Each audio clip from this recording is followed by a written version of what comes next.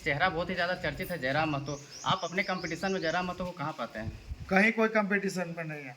यहाँ पर कोई कंपटीशन नहीं है। गिरिडीह में वन साइडेड है, एनडीए। युवाओं के लिए नौकरी और पलायन के मुद्दे पे पार्टी या सांसद जी सवाल उठाते हुए सांसद में नजर नहीं आते हैं। यहाँ पे ग्राउंड लेवल में भी अगर आंदोलन होता तो उसमें नजर नहीं आते हैं कि आपको भी मतलब विरोध किया जा रहा था सड़कों में सिलेंडर छाप वगैरह लेकर के किसी निर्दलीय प्रत्याशी के सपोर्ट में। चोर उचक्के लफंगे होते हैं जो दारू पीकर रोड में नाच गान करते रहते हैं, तो ऐसे चोर उचक्के लफंगों को कौन रोक सकता है।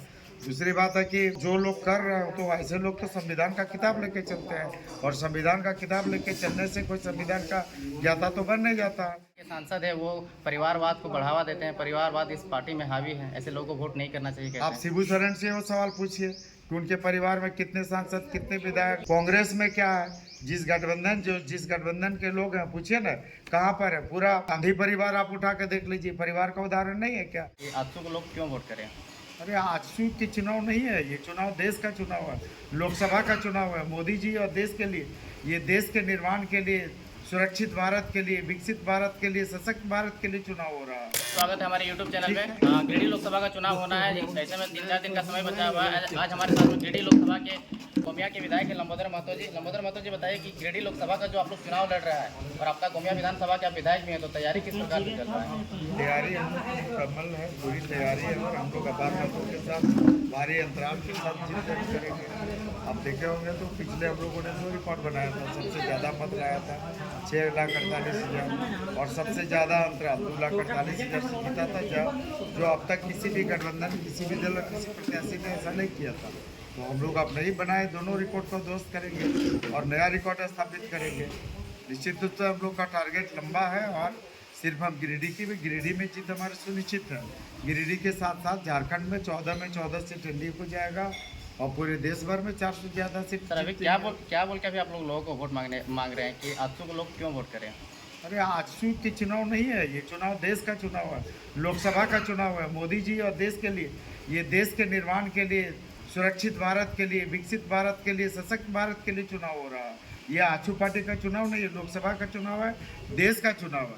तो निश्चित रूप से सुरक्षित भारत के लिए, देश को सशक्त बनाने के लिए, देश को विकसित बनाने के लिए, सुरक्षित भारत बनाने के लिए, और भारत को फिर से विश्वगुरु बनाने के लिए देश की जनता वोट करेगी, गिरिडीह की जनता वोट करेगी। और गिरिडीह की जनता और देश की जनता, झारखंड की जनता ये ठान चुकी है कि इस बार पूरे देश में मोदी जी के नेतृत्व में सरकार बनाएंगे।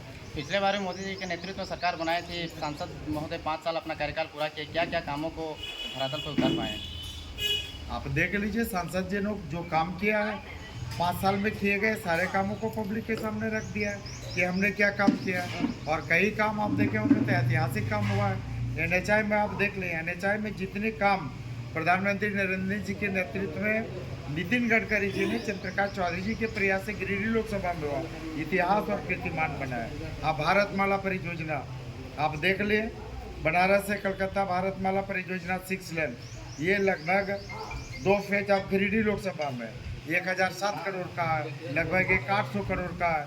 अभी आप देख ले 2400 करोड़ का काम चल रहा है, ये 6 लेन सुपरवे गिरिडीह बाईपास, ये आपका जनामोर से लेके गिरिडीह स्ट्रेंथिंग का रोड है। तो अब अरबों रुपये का काम चल रहा है। नल जल योजना में, जल जीवन मिशन में अरबों की योजनाएं जमीन पर उतर रही है। पीएमजीएसवाई में 4,450 करोड़ से ज़्यादा की योजनाएं जमीन पर उतरी है। सड़क सुदृढ़ीकरण का काम चल रहा है, इसके बाद भी किसको विकास का काम नहीं दिख रहा है। लेकिन सर लोग लगातार कह रहे हैं कि युवाओं के लिए नौकरी और पलायन के मुद्दे पे पार्टी या सांसद जी सवाल उठाते हुए सांसद में नजर नहीं आते हैं। यहाँ पे ग्राउंड लेवल में भी अगर आंदोलन होता तो उसमें नजर नहीं आते हैं। ऐसे लोगों को पूछिए, ऐसे लोगों को विषयों की जानकारी नहीं है। रोजगार सृजन करना, रोजगार उपलब्ध करना राज्य सरकार का काम है। ये राज्य सरकार 4.5 साल से निकम्मी बैठी हुई है, पूरी तरह से भ्रष्टाचार में आकंठ डूबी हुई है। भ्रष्टाचार में मुख्यमंत्री जेल जा रहा है, भ्रष्टाचार में जिनके जिम्मे ग्रामीण विकास का रहता है वो जेल चले जाते हैं, उनका पीएस जेल चला जाता है, उनका नौकर जेल चला जाता है। यहाँ मंत्री नहीं है, पीएस नहीं है, उनके नौकर के यहाँ से 33 करोड़ रुपये निकलता है। ये सरकार तो पूरी तरह से लूट खसोट में लगी है। ये रोजगार सृजन करना, रोजगार उपलब्ध कराना, रोजगार, ये पलायन रोकना, ये राज्य सरकार का काम है। राज्य सरकार क्या कर रही है, ऐसे लोगों को राज्य सरकार पर समझना चाहिए। तो इस तरह से अब ये पूरी तरह से राज्य सरकार की विफलता है। लेकिन सर गिरिडीह लोकसभा की अगर बात करें तो एक चेहरा बहुत ही ज़्यादा चर्चित है जयराम महतो। आप अपने कंपटीशन में जयराम महतो को कहाँ पाते हैं? कहीं कोई कंपटीशन में नहीं है, यहाँ पर कोई कंपटीशन नहीं। गिरिडीह में वन साइडेड है। एनडीए चंद्र प्रकाश चौधरी जी केला चौक। निश्चित रूप से गिरिडीह में यहाँ पर वन साइडेड एक पक्षी है, यहाँ पर कोई लड़ाई किसी के साथ नहीं है।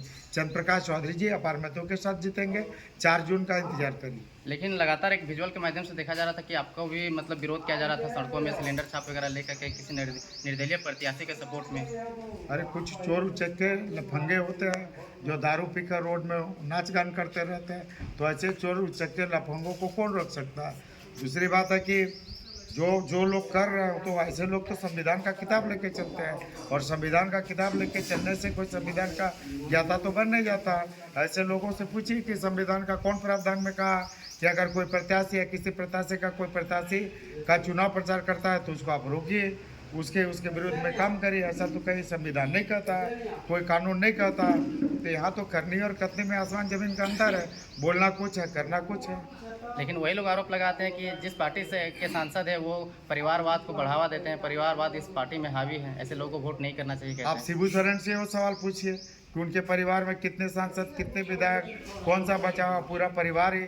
ऐसे लोगों को पूछे न कि झारखंड मुक्ति मोर्चा में क्या है, कांग्रेस में क्या है, जिस गठबंधन के लोग हैं पूछिए ना कहाँ पर है। पूरा गांधी परिवार आप उठा के देख लीजिए, परिवार का उदाहरण नहीं है क्या? आप पूरा सोरेन परिवार को उठा के देख लीजिए, गांधी ये परिवारवाद नहीं है क्या? तो इस तरह से जो आरोप लगाते हैं, आरोप लगाने के पहले अपना झांक के देख लेने कि अपने गिरवा में झांक के देख ले कि क्या है।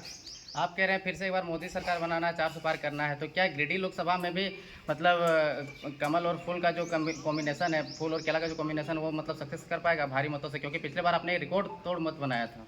बिल्कुल, लास्ट बार भारतीय जनता पार्टी और आजसू पार्टी कमल फूल और केला ने मिल के किया था। आजसू भाजपा मिल के लड़े थे, और इस बार भी पूरे समन्वय के साथ लोग चुनाव लड़ रहे हैं, और हम अपार मतों के साथ जीतेंगे। आप 4 जून का इंतजार करिए। राम मंदिर का चुनाव यहाँ पे कितना मतलब जो मुद्दा है वो गिरिडीह लोकसभा में कितना हावी है?